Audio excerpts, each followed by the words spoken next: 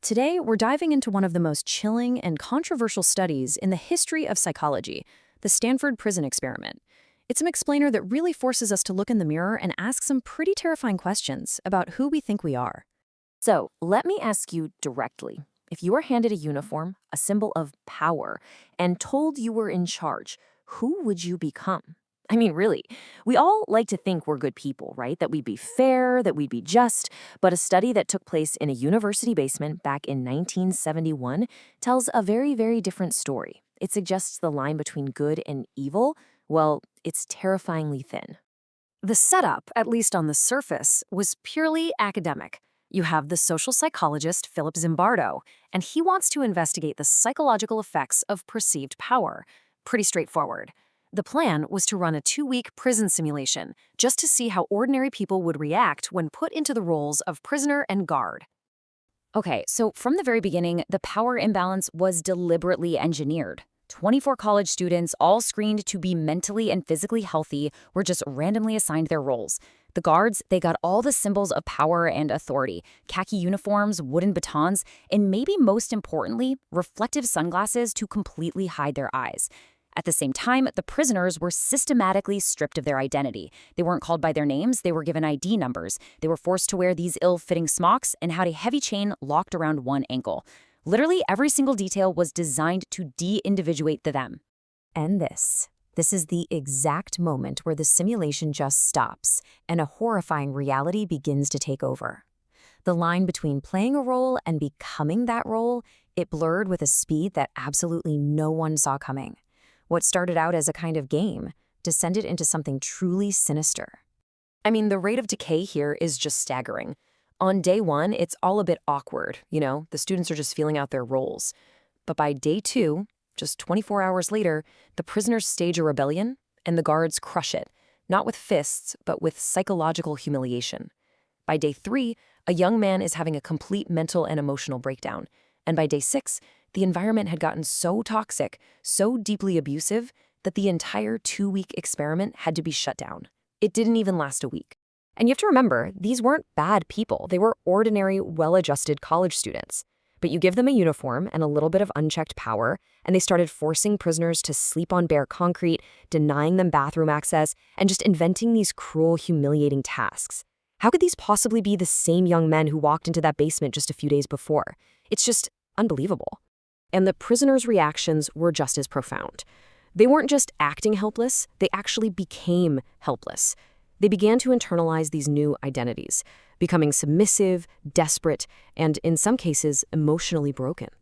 The power of the situation, the environment itself, it just completely overrode their individual personalities and their basic will to resist.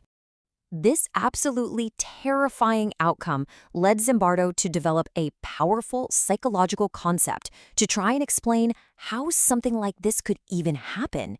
He called it the Lucifer Effect. So, the first piece of this dark puzzle is something called Deindividuation.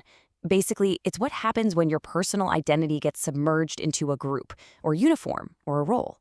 Think about those mirrored sunglasses. When you're hidden like that, your personal sense of responsibility can just evaporate. You stop being you, and you become the guard, or the soldier, or even just an anonymous avatar online. And this loss of self makes it terrifyingly easy to do things you'd never, ever do on your own. And that leads us right to the Lucifer Effect, which is really the core finding of the whole experiment. What it argues is that the line between good and evil isn't this fixed, solid wall we think it is. It's more like a permeable membrane. The theory isn't that some people are bad apples. It's that powerful situations can seduce good, ordinary people into doing truly terrible things. And that is a deeply unsettling thought. It suggests that our own morality, our sense of who we are, maybe it isn't as solid as we'd like to believe.